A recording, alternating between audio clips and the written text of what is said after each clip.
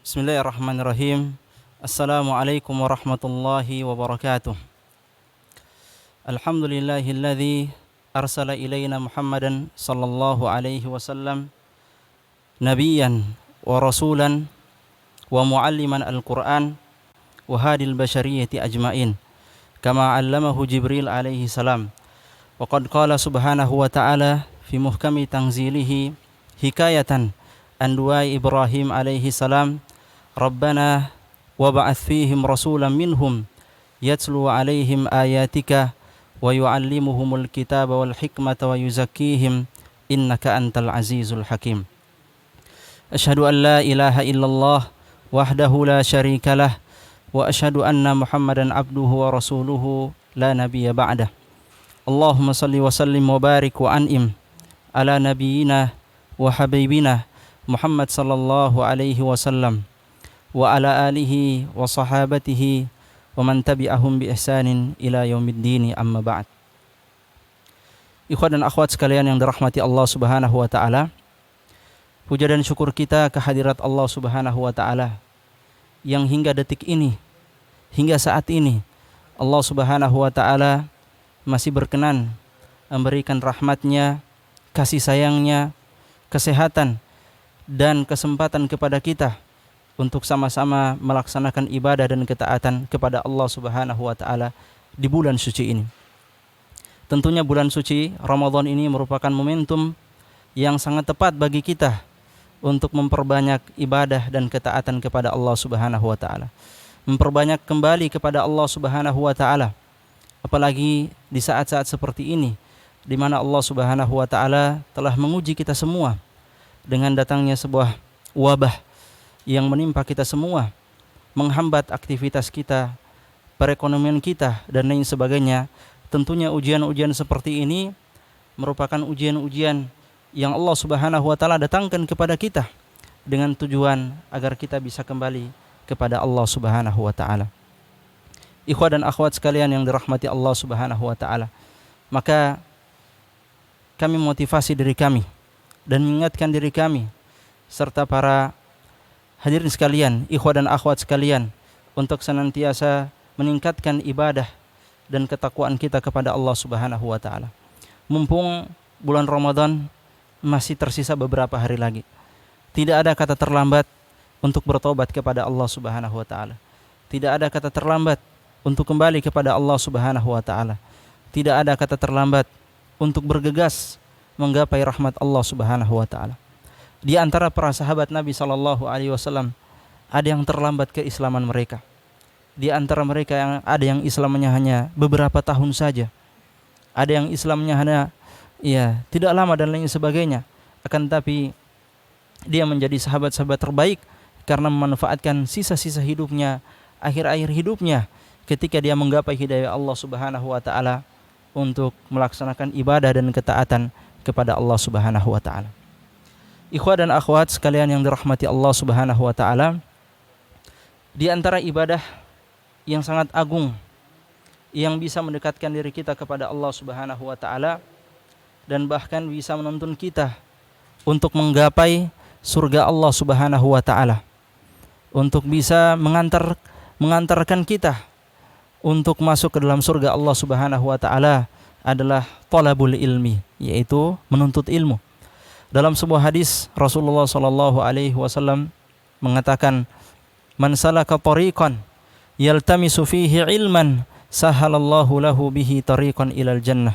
Barang siapa yang menempuh suatu jalan untuk menuntut ilmu, maka Allah Subhanahu wa taala akan mudahkan baginya dengan jalan itu untuk bisa menggapai surga Allah Subhanahu wa taala. Ikhwan dan akhwat sekalian yang dirahmati Allah Subhanahu wa taala, di tengah pandemi seperti ini Allah Subhanahu wa taala masih memberikan kita kemudahan untuk bisa mengambil faidah, mengambil manfaat, mengambil ilmu. Kalaupun tidak bisa bertatap muka, maka dengan wasilah sarana seperti ini, sosial media seperti ini, maka kami mengucapkan terima kasih kepada para tim Wahdah Islamiyah Wahdah TV, Islamiyah Gorontalo, yang sudah berupaya untuk bisa memfasilitasi para asatizah, para ustadz-ustadz untuk bisa memberikan pencerahan kepada umat, khususnya yang ada di bumi Gorontalo, memberikan nasihat-nasihat, wejangan-wejangan, bahkan ilmu-ilmu yang bermanfaat yang bisa menjadi bekal khususnya bagi masyarakat Gorontalo dalam melaksanakan ibadah kepada Allah Subhanahu wa taala di bulan suci ini. Apalagi di saat-saat seperti ini banyak kaum muslimin yang hatinya semakin lemah disebabkan karena pandemi, ya, karena musibah dan lain sebagainya. Maka adanya nasihat-nasihat, adanya wejangan-wejangan, ya, yang disampaikan oleh para asatizah melalui sosial media seperti ini merupakan salah satu sarana, salah satu wasilah yang bisa menjadi penyembuh, penawar bagi hati-hati yang memiliki rasa sakit seperti itu.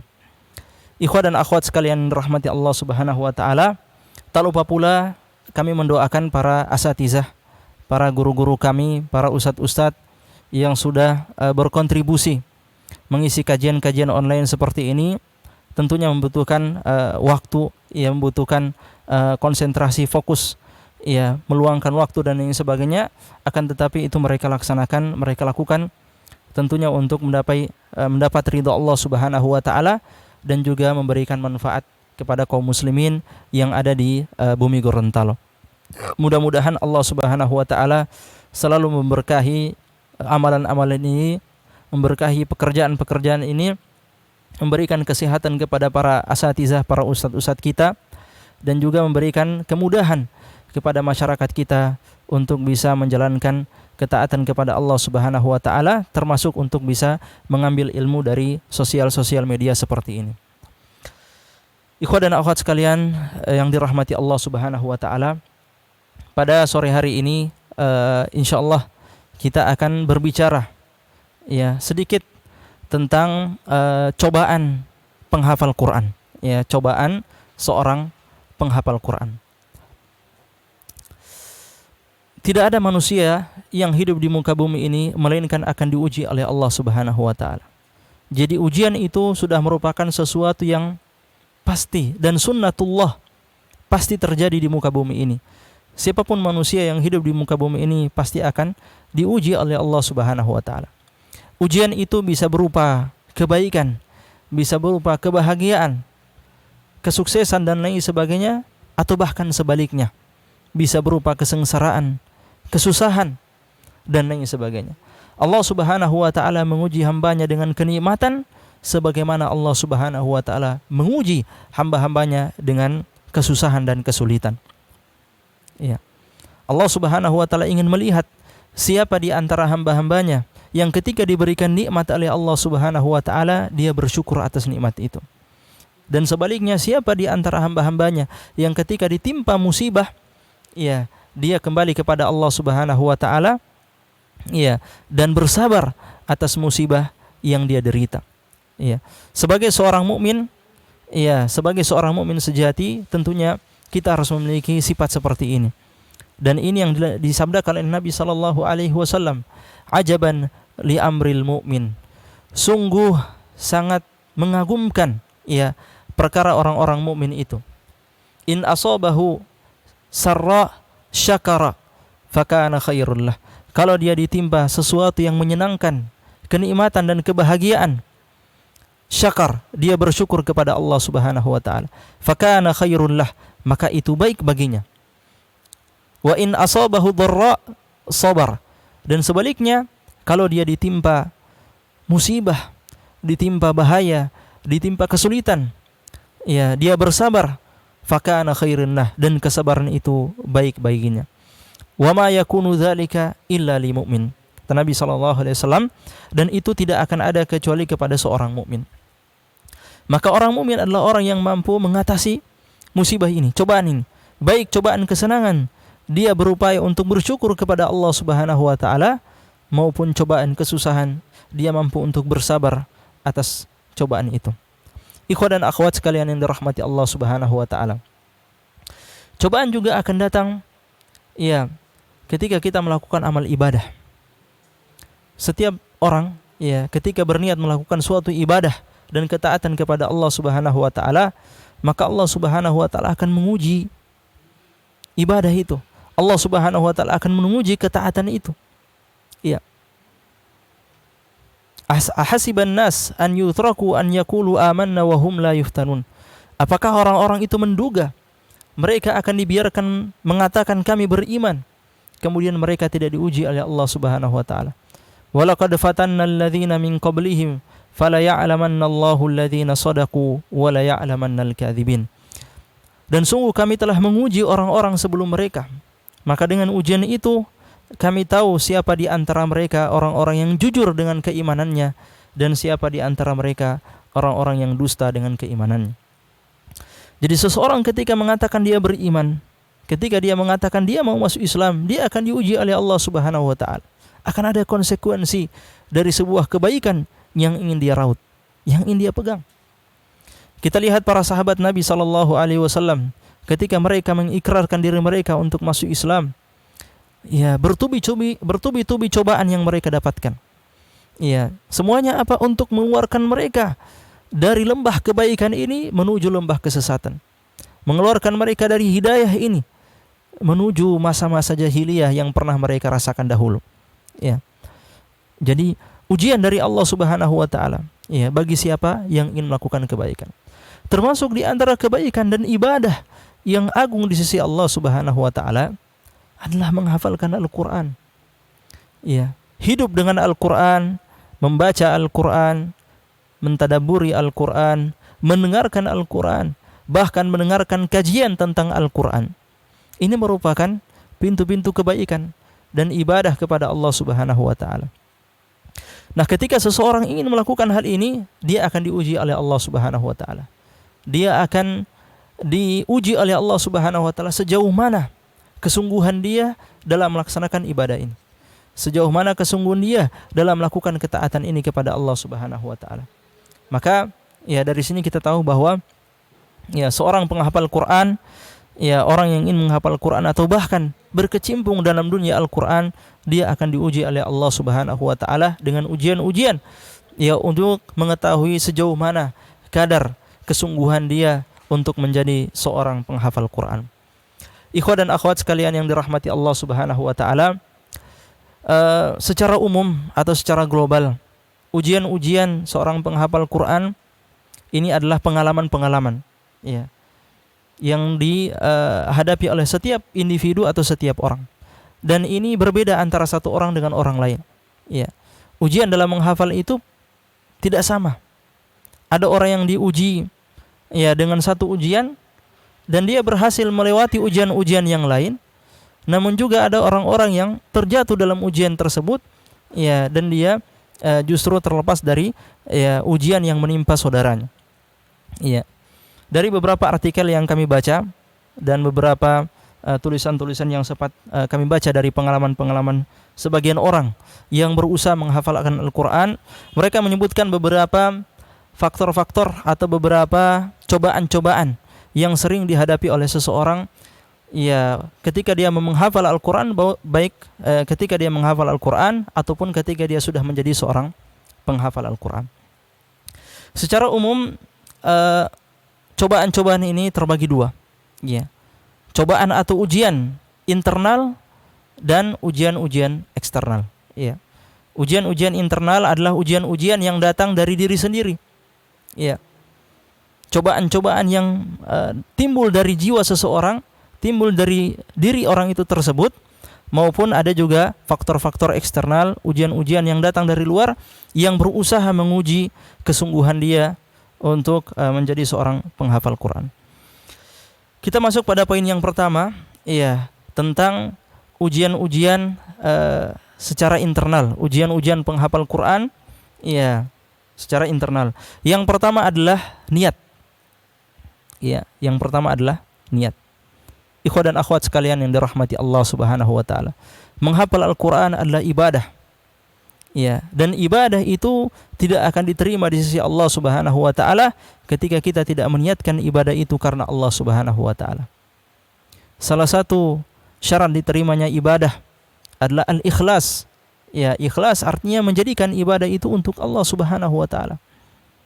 Dan Nabi sallallahu alaihi wasallam ya sempat mengabarkan bahwa akan datang suatu masa di mana orang-orang yang membaca Al-Qur'an itu tidak melewati tenggorokannya. Ya, hanya sampai di tenggorokan dan tidak sampai ke tidak melewati tenggorokan. Artinya Al-Qur'an itu tidak keluar dari dalam hatinya. Tidak niat dengan Allah Subhanahu wa taala. Hanya sekedar menyenangkan hati orang, ya, akan tetapi tidak sampai ke dalam hatinya. Maka ujian pertama ya seorang penghafal Quran adalah bagaimana dia menjadikan hafalan ini lillahi ta'ala. Ya, berusaha untuk menjadikan usahanya untuk menjadi seorang penghafal Quran, ya, menjadi orang yang berkecimpung dalam dunia Al-Quran, ini adalah lillahi ta'ala. Ya. Seorang penghafal Quran adalah orang yang memiliki kedudukan khusus di sisi Allah Subhanahu wa taala. Ya. Olehnya Rasulullah sallallahu alaihi wasallam mengatakan, "Inna lillahi ahlina minan nas." Sesungguhnya Allah Subhanahu wa taala itu memiliki kerabat terdekat. Orang-orang terkhusus dari kalangan manusia. Siapa mereka wahai Rasulullah? Rasulullah mengatakan, "Hum ahlul Quran." Mereka itu adalah seorang penghafal Al-Quran atau ahlul Quran. Hum ahlullahi wa khasatuh. Mereka itu adalah kerabat Allah Subhanahu wa taala dan orang-orang yang dikhususkan oleh Allah Subhanahu wa taala. Derajat tinggi seperti ini, ya, tidak akan kita gapai begitu saja tanpa bersusah payah. Ya, tentunya harus ada niat yang kuat. Bagaimana kita menjadikan hafalan ini untuk Allah Subhanahu wa taala. Ya, kita sering menemukan fenomena-fenomena zaman sekarang, orang-orang yang mungkin menghafal karena unsur-unsur duniawi. Ya, baik hanya karena mengejar sebuah beasiswa, ya, hanya mengejar ini pujian dari manusia, hanya ingin dikatakan ini dan sebagainya. Dan ini banyak sekali. Ya, orang-orang yang menghafal Al-Qur'an, ya, atau hanya dengan tujuan untuk bisa menikah saja. Ya, sampai di situ saja, tapi dia tidak punya tujuan untuk bagaimana dia menghafal memang hanya untuk Allah Subhanahu wa taala. Ya, jadi masih ada di antara kaum muslimin yang dia melakukan sebuah ibadah, ya, ibadah yang agung menghafalkan Al-Qur'an. Ya, akan tetapi Allah Subhanahu wa taala menguji niatnya. Ya, bagaimana dia menjadikan hafalan itu untuk Allah Subhanahu wa taala. Ya. Ini adalah cobaan pertama. Ya, cobaan pertama, ya, bagaimana seseorang itu berupaya, ya, memunculkan niat dari dalam hati untuk bisa menghafalkan kalamullah, menghafalkan firman-firman Allah Subhanahu wa taala demi menggapai, ya, keridhaan Allah Subhanahu wa taala. Bukan untuk pujian manusia, bukan untuk disanjung-sanjung manusia, bukan untuk mendapatkan gelar-gelar duniawi, al-hafiz dan lain sebagainya. Kalaupun hal-hal ini datang, maka itu merupakan nikmat yang Allah berikan, akan tapi kita tidak boleh menjadikan hal itu sebagai tujuan kita ketika kita menghafalkan Al-Qur'an. Ikhwah dan akhwat sekalian yang dirahmati Allah Subhanahu wa taala. Kemudian poin yang kedua, ya, cobaan yang kadang muncul ketika menghafal Al-Qur'an, bahkan ketika sudah menjadi seorang penghafal Quran, adalah sifat malas. Ya, malas. Malas, ya, wajar. Ya, setiap manusia memiliki sifat ini. Akan tapi kita berusaha, ya, berusaha sekuat tenaga, berusaha, ya, bagaimana bisa agar, ya, kita mengurangi sifat malas ini. Ya, jangan sampai sifat malas ini kemudian menguasai kita, ya, sehingga kita tidak selesai hafalan. Ya, ini adalah cobaan untuk menghafal Al-Quran. Ya, ketika kita mau menghafal, ya, kita diuji niat kita. Setelah kita berhasil diuji niat kita, kita sudah mulai menghafal, kita diuji kesungguhan kita. Ya, muncul, ya, godaan-godaan yang kemudian membuat kita, ya, terkadang malas untuk menghafal. Seharian, ya, tidak ada kegiatan dengan Al-Quran. Ya, terus berlanjut hingga berhari-hari, sehingga akhirnya terputus hubungannya dengan Al-Quran, bahkan terputus, ya, program hafalan yang sedang dia rencanakan. Maka ini adalah musibah, ya. Ya, sifat malas wajar, ya. Kita tidak memungkiri bahwa setiap orang itu memiliki sifat ini, tapi kita berusaha bagaimana untuk meminimalisir, mengurangi sifat ini agar kemudian tidak mendominasi kehidupan kita, ya, mendominasi kegiatan kita, sehingga kita terputus dari kegiatan-kegiatan ibadah seperti ini, apalagi menghafalkan Al-Quran. Kemudian poin yang ketiga adalah jenuh atau bosan. Ya, jenuh atau bosan. Ya, terkadang ya orang yang menghafal Al-Qur'an ya sering dikatakan bahwa menghafal Al-Qur'an itu monoton. Ya, karena kerjanya duduk saja. Ya, duduk atau mendengar saja. Ya, kemudian bosan karena setiap hari lisannya harus membaca dan lain sebagainya. Ya, orang-orang yang di awal-awal dia menghafal mungkin dia akan merasakan seperti itu. Namun orang-orang yang hatinya sudah terpaut dengan Al-Qur'an, orang-orang yang hatinya sudah basah dengan zikir kepada Allah Subhanahu wa taala, sudah merasa enak dan nyaman ya dengan hafalan ini, maka ya dia tidak akan henti-hentinya untuk membaca Al-Qur'an. Makanya ya dikatakan bahwa Utsman bin Affan radhiyallahu taala anhu ya itu pernah mengatakan, "Lau taharat qulubuna ma syabi'at min kalami rabbiha." Ya, "Lau taharat qulubuna ma syabi'at min kalami rabbiha." Kalau sekiranya hati kita ini bersih, maka dia tidak akan kenyang untuk membaca firman-firman Allah Subhanahu wa taala. Ya. Jadi kembali kepada kesucian hati. Ya, kesucian hati agar kemudian kita bisa menggapai ya ridho Allah Subhanahu wa taala dan bisa terus ya membaca Al-Qur'an dan menghafalkan Al-Qur'an. Ya. Sama seperti malas, bosan, jenuh itu ada dan itu wajar. Ya, apalagi kalau kegiatan kita terus-menerus seperti itu. Ya, berhari-hari ya kita dikurung untuk menghafal Al-Qur'an, baik di daurah-daurah, ya di pesantren-pesantren ya yang menghafal dengan jangka waktu 1 tahun, 2 tahun, bahkan 3 tahun misalnya. Ya, kemudian kita merasa bosan, itu wajar. Akan tapi jangan sampai ya bosan itu menguasai kita sebagaimana malas tadi, ya sehingga kita terus merasa bosan dan akhirnya berhenti dari menghafalkan Al-Qur'an. Kemudian poin yang berikut ya termasuk ujian internal, ujian yang timbul dari dalam diri seseorang ketika dia menghafalkan Al-Qur'an ya adalah tidak istiqomah. Ya, tidak istiqomah. Kalau kita sering mengistilahkannya panas-panas tai ayam. Ya, panas-panas tai ayam. Ya, di awal begitu semangat untuk menghafal, namun kemudian kurangnya keistiqomahan sehingga tidak mampu untuk melanjutkan hafalannya. Ya, tidak mampu untuk melanjutkan ya hafalannya. Maka ini hal yang harus kita perlu perhatikan ya. Kita berupaya sekuat tenaga untuk bisa istiqomah ya, khususnya dalam menghafal firman-firman Allah Subhanahu wa taala. Nanti setelah ini kita akan memberikan bagaimana solusi-solusi yang mungkin bisa kita berikan ya sebagai upaya untuk bisa mengatasi masalah-masalah ini atau bisa mengatasi ujian-ujian ini. Ya. Jadi termasuk ujian itu tidak istiqomah. Ini termasuk berat. Ya. Orang-orang yang hafalan ya 1 juz itu sampai 2 tahun, 3 tahun. Ya, kenapa? Karena tidak istiqomah. Ya. Hari ini semangat, besok tidak semangat. Ya, naik turun bahkan turun sekali. Ya, ini adalah hal yang harus kita perhatikan. Poin yang berikutnya adalah putus asa. Putus asa. Ya. Setiap orang memang memiliki kapasitas berbeda. Ya, ikhwah dan akhwat sekalian yang dirahmati Allah Subhanahu wa taala. Kita kadang iri melihat Ustadz Adi Hidayat begitu hebatnya menyebutkan ayat-ayatnya. Ya. Kita berusaha untuk seperti itu tidak bisa-bisa misalnya. Ya, kita jangan putus asa. Karena memang tidak setiap orang diberikan kemampuan seperti itu. Ya, Allah Subhanahu wa taala memberikan setiap orang itu kelebihannya masing-masing. Walaupun ya kita sebagai manusia bisa berusaha untuk bisa mendapatkan keterampilan-keterampilan, kehebatan-kehebatan seperti itu melalui usaha dan kerja keras.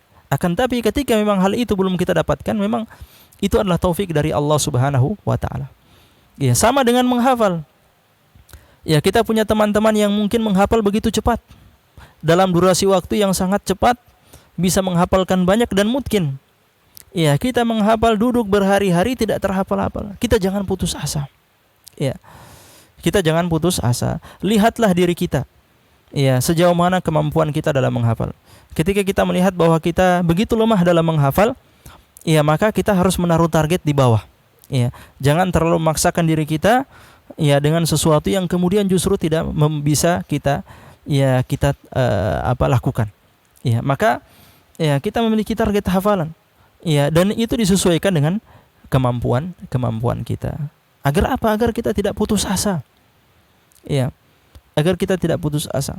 Karena kita lihat ada orang-orang yang juga memiliki keterbelakangan bahkan lebih dari kita, akan tetapi ya optimis dan ketidakputusasaan itu membuat dia mampu untuk bisa menyelesaikan hafalannya.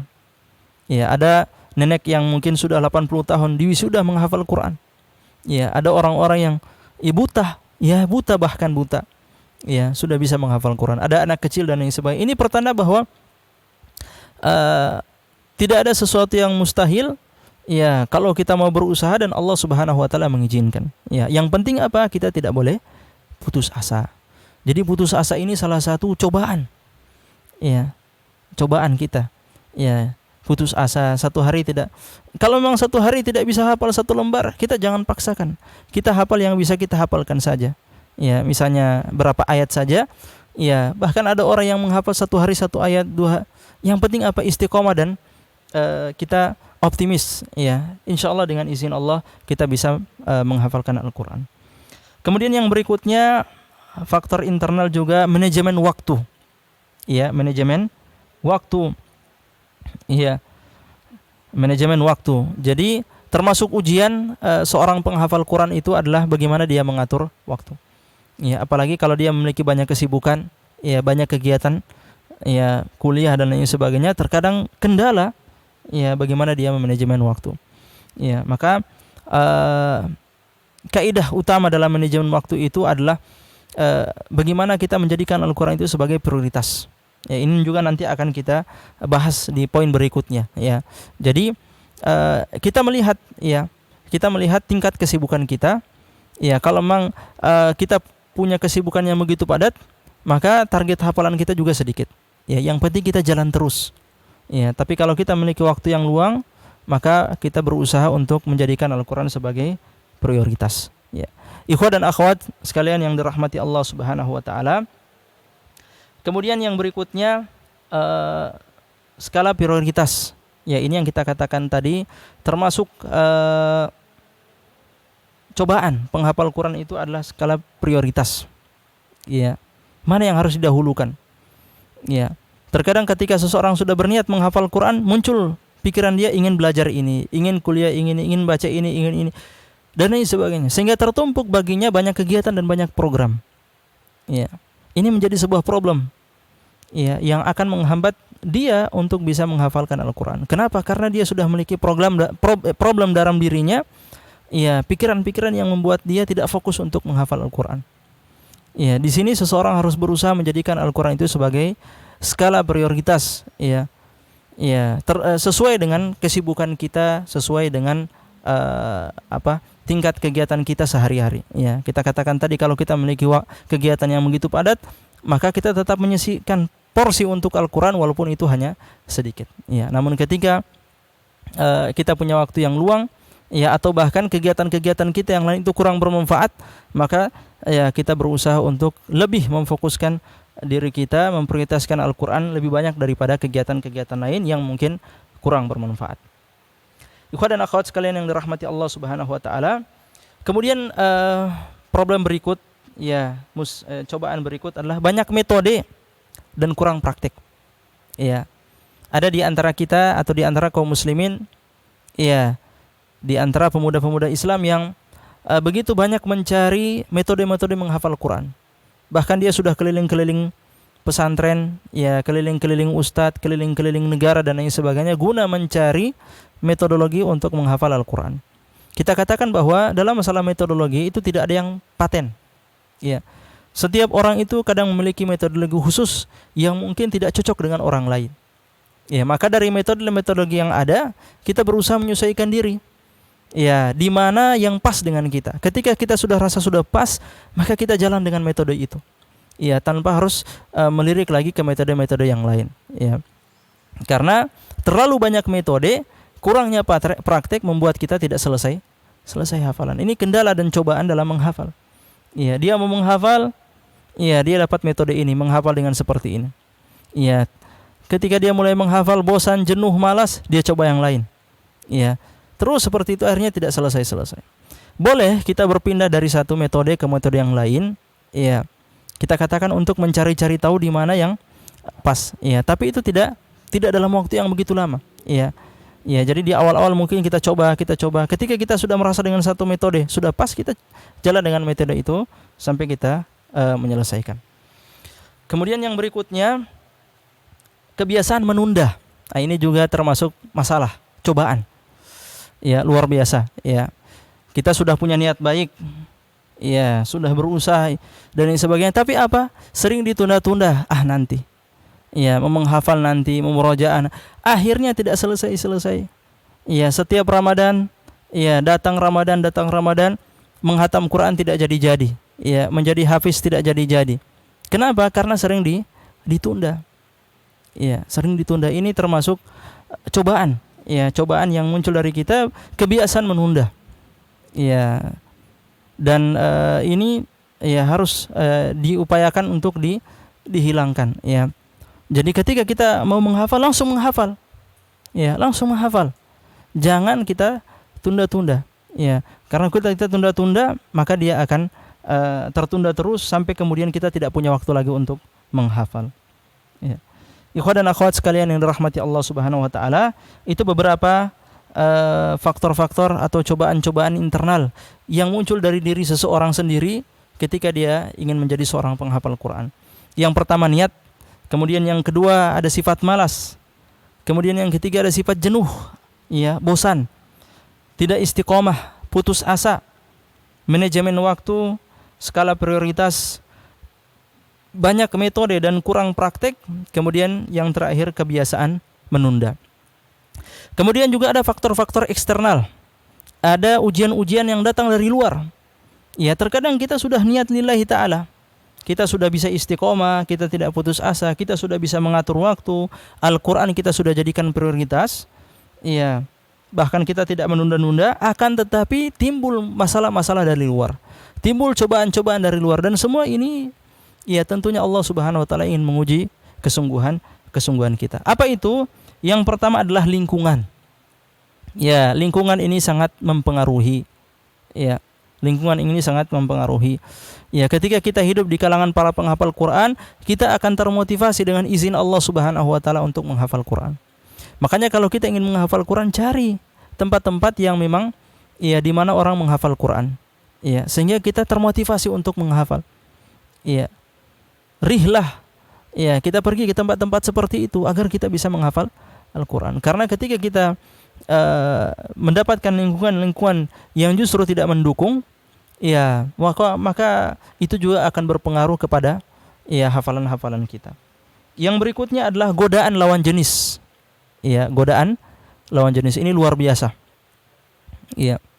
Ketika seseorang mulai menghafalkan Al-Quran, jatuh cinta dengan Al-Quran, tapi di satu sisi jatuh cinta dengan lawan jenis, ya, kemudian dia tidak mampu untuk mengekang dirinya, maka dikhawatirkan ya dia akan kacau dalam menghafal. Ya, dia akan susah dalam menghafal. Ya, baik laki-laki maupun perempuan. Ya, seorang wanita soleha yang berusaha menghafal Al-Quran, ya, kemudian tergoda dengan seorang laki, ataupun seorang laki yang sudah berusaha menghafal Quran kemudian tergoda dengan lawan jenis, ini sangat mempengaruhi hafalan seseorang.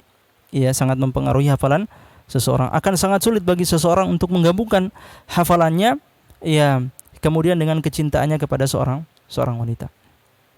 Maka ya seseorang berupaya untuk bisa menyelesaikan hafalan dulu, ya, kemudian memikirkan godaan-godaan seperti itu. Kalaupun dia sudah menikah, maka itu sudah agak aman dan dia berusaha untuk bisa menghafalkan ayat-ayat Allah Subhanahu wa taala. Intinya kita menjauhi godaan-godaan itu atau menjauhi hal-hal yang bisa menjerumuskan kita ya kepada hal-hal seperti itu. Yang berikutnya godaan ya atau cobaan seorang penghafal Quran adalah sosmed. Sosmed atau sosial media ini luar biasa. Ya, banyak orang-orang yang baca Al-Quran, dia sudah membuat target di bulan Ramadan menghatamkan Al-Quran 5 kali. Ya, ternyata yang dihatamkan 5 kali itu sosmed. Ya, yang dihatamkan 5 kali itu hanya sosmed. Adapun Al-Quran hanya sekali dua kali. Kenapa? Karena itulah godaan. Ya. Sebagian orang mengatakan bahwa ya sosmed sekarang itu, HP dan lain sebagainya sekarang itu adalah perwujudan setan. Ya, yang menggoda kita untuk kemudian sibuk dengannya. Ya.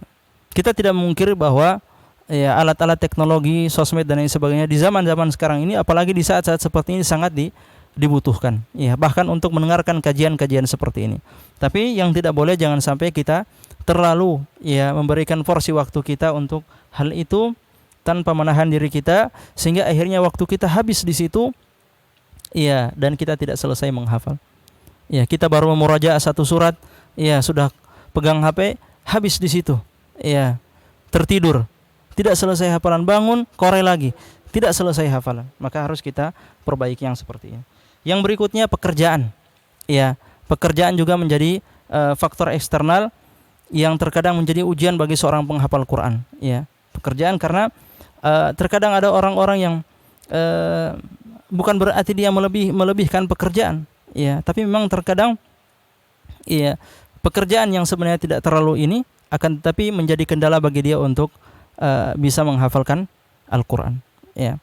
Ada orang yang misalnya dia ingin menghafal, dia datang dan menghafal dan mengatakan, aduh saya sibuk, ya saya sibuk karena saya punya pekerjaan dan lain sebagainya. Ya, padahal ya sesibuk-sibuk dia masih bisa meluangkan waktu untuk Al-Quran misalnya. Ya, meluangkan waktu untuk Al-Quran. Jangan sampai ikhwah dan akhwat sekalian yang dirahmati Allah, kesibukan kita dengan dunia itu menghalangi kita dari membaca Al-Quran. Ya, Allah Subhanahu wa taala ya mengatakan wabtagi fima atakallahu daral akhirah. Silahkan cari apa-apa yang Allah Subhanahu wa taala berikan kepada kalian dari negeri akhirat. Wala tansa nasibaka minad dunya. Tapi jangan lupa bagianmu dari dunia. Jadi kejar akhirat, jangan lupa dunia. Ya, jangan terbalik. Kejar dunia, jangan lupa akhirat. Ya, bahkan orang sekarang kejar dunia lupa akhirat. Ya. Jadi sudah bukan lagi sudah kejar dunia lupa akhirat. Nah, ini harus kita jauhi. Ya, jadi kita berupaya. Ya, karena Al-Quran ini adalah nutrisi rohani kita. Ya, mendekatkan diri kita dengan Allah Subhanahu Wa Taala. Ya, apalagi kalau kita ingin menjadi seorang penghafal Quran. Ya, hanya akan menjadi sebuah angan-angan yang tidak akan tercapai ketika kita selalu menjadikan pekerjaan kita sebagai alasan untuk ya menghambat kita dalam menghafal. Ya, jadi ya seseorang yang kuat itu adalah orang yang dia punya kesibukan seperti itu, namun dia masih bisa meluangkan waktu untuk Al-Quran. Ya. Yang terakhir adalah biaya, faktor biaya. Ya, ini juga terkadang ya cobaan-cobaan internal. Misalnya seseorang ya yang butuh menghafal Quran, apalagi di zaman sekarang ini yang terkadang harus ke tempat-tempat pembelajaran Al-Quran. Ya, butuh safar. Ya, jauh ya agar bisa mendapatkan tempat menghafal Quran. Ya, apalagi tempat menghafal yang bersanad misalnya. Ya, sehingga dia harus safar, membutuhkan biaya. Itu juga termasuk cobaan ya seorang penghafal Quran. Atau bahkan dia harus berguru kepada seseorang yang mungkin tinggal di tempat yang jauh. Mau tidak mau dia harus ke sana kemari, membutuhkan biaya, tenaga, kendaraan. Ya, dan ini cobaan-cobaan. Ya, dan memang seperti itu, ilmu itu harus didatangi. Ya, kita berusaha agar bagaimana Allah Subhanahu wa taala memudahkan langkah kita. Ikhwan dan akhwat sekalian yang dirahmati Allah Subhanahu wa taala, terakhir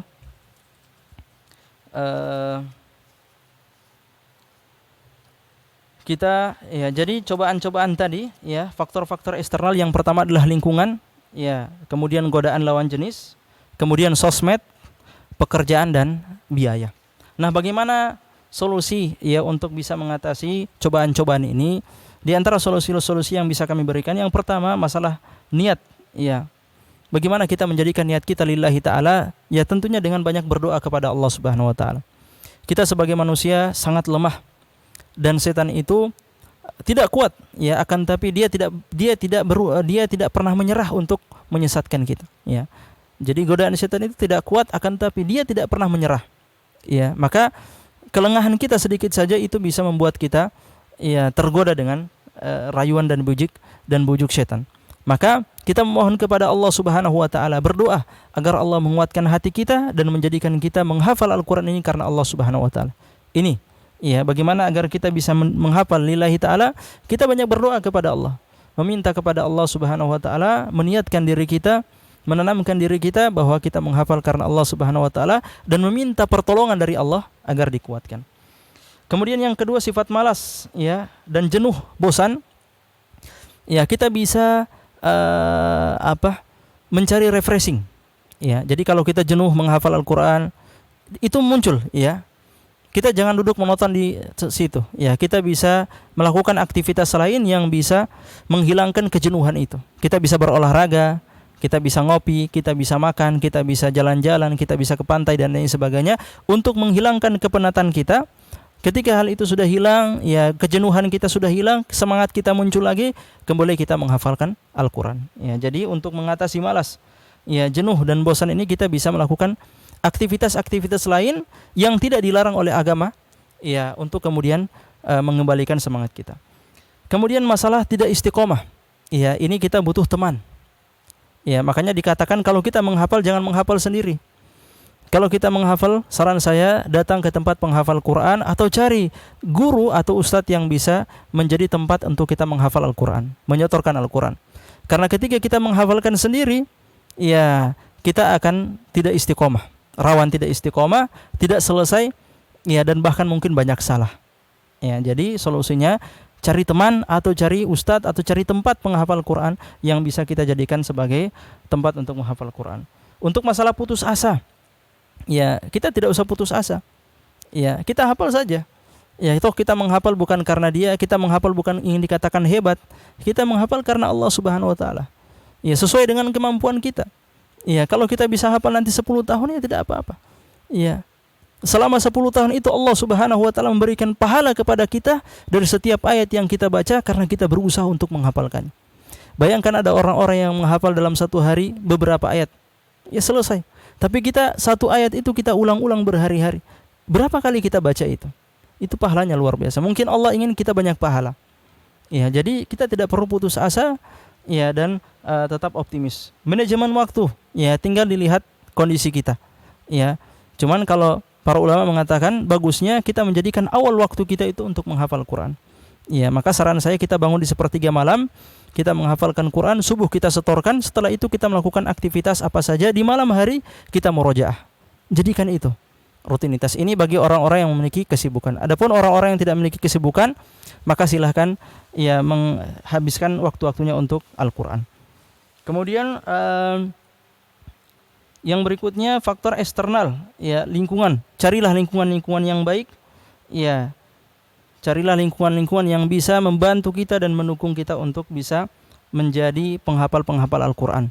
Ya, lingkungan itu sangat penting. Lingkungan itu sangat penting dan sangat membantu bagi kita untuk bisa menghafal Al-Quran. Bagi kita yang punya anak-anak, ya titipkan anak-anak kita di ya tempat-tempat menghafal Quran. Ya, kita tidak perlu khawatir dan tidak perlu takut. Apalagi kalau kita ingin anak-anak kita menjadi para penghafal Quran di masa depan. Untuk godaan lawan jenis, jauhi.